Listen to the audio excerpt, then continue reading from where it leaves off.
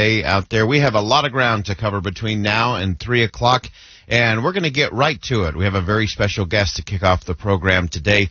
Former Senator Gordon Smith from the great state of Oregon is in town, part of a really fascinating symposium by the Orrin G. Hatch Foundation at the Hatch Center. And Senator, thanks for joining us today. It's my pleasure, Boyd, to be with you and all of your listeners.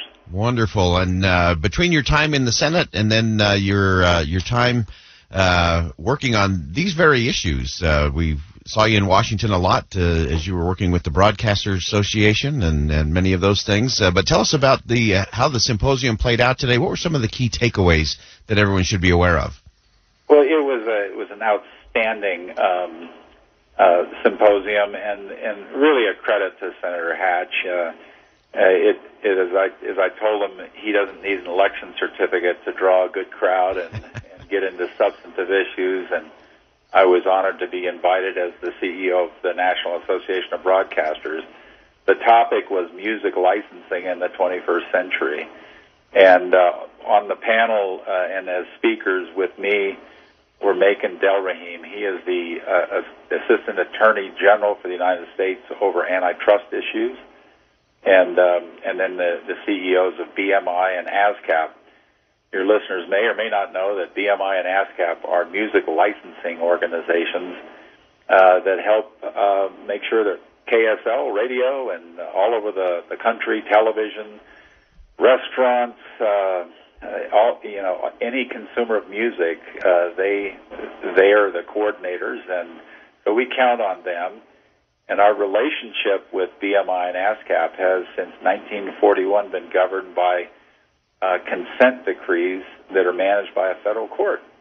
And all those really do is give an architecture for licensing music. So radio stations and restaurants and elevators and retail stores know how to honor the constitutional rights of the creators. And these two organizations are asking for modifications or elimination of these consent decrees.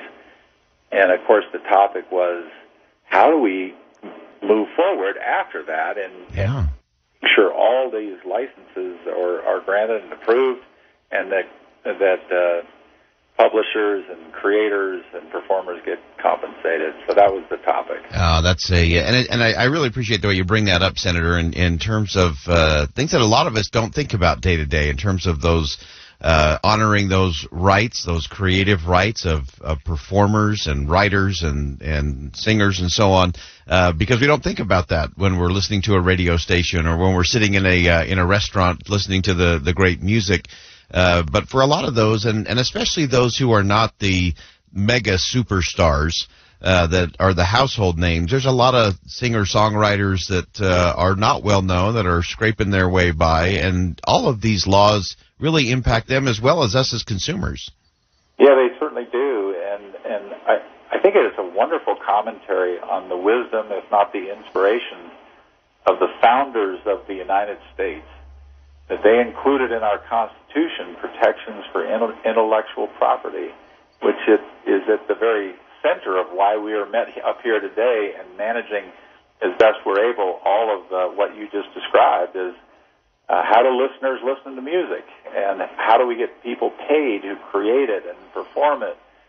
And it is an enormously complex area of the law, and it is something that is made even more complex in the digital age, because there are new platforms, new technologies, new ways to share music, and some of these may be trying to get around these licensing provisions. So that's what it's all about, and I think we made some progress by sharing lots of good ideas. That's great. If you're just joining us, we have former Senator Gordon Smith on the line with us. He is the president and CEO of the National Association of Broadcasters here in town for a Hatch Center symposium on music licensing in the 21st century.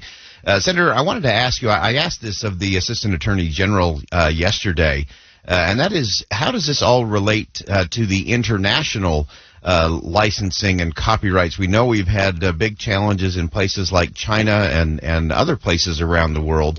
What can be done in those spaces to, again, protect those creators of that content?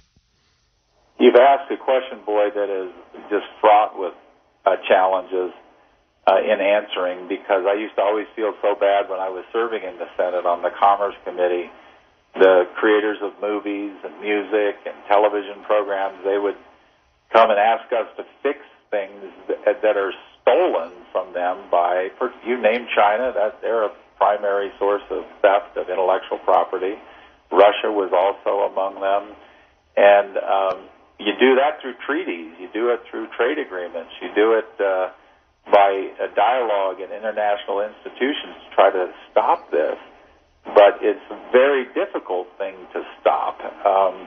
And so what you try and do is leverage their becoming honest, if you will, by other things that we deal with in the trade arena. But it's not a perfect outcome yet, because there's still a lot of people out there willing to violate one of the Ten Commandments and steal.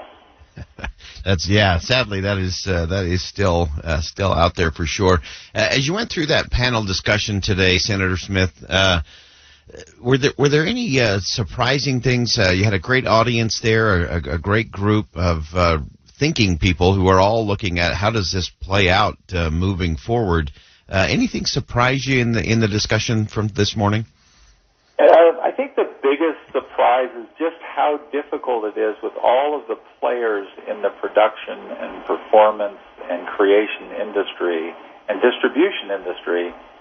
How do we get everyone to participate, putting aside their individual balance sheets, and look at the greater good of music and their listeners, how to construct a process that doesn't require consent decrees and ultimately still honors our constitutional obligation to intellectual property. And so the Assistant Attorney General, Macon Delrahim, is a wonderful man and a very bright legal scholar. And Orrin Hatch's former staff director on the Judiciary Committee, that's where I met him. He wants to reopen these consent decrees. And the point we're making is we will be engaged, we'll participate in that. Because there are things that could be updated and improved. Sure. However, if you say we're definitely going to sunset these consent decrees as to a date certain, history shows that there are elements in the cosmos of music who will not constructively participate and who would try to take advantage of the chaos that would ensue if they are sunsetted. So we're trying to figure out how we incent everyone with an interest in the consent decrees to participate and look at what is in the greater good of music creation, publication, and distribution. And it's easier said than done.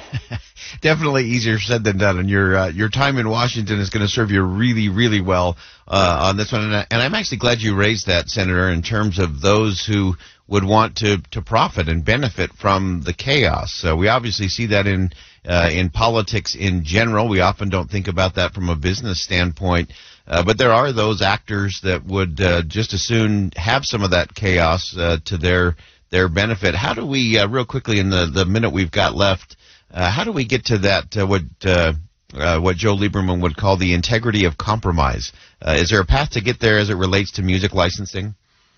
And it does take integrity to compromise. In politics, what you see depends on where you sit in life.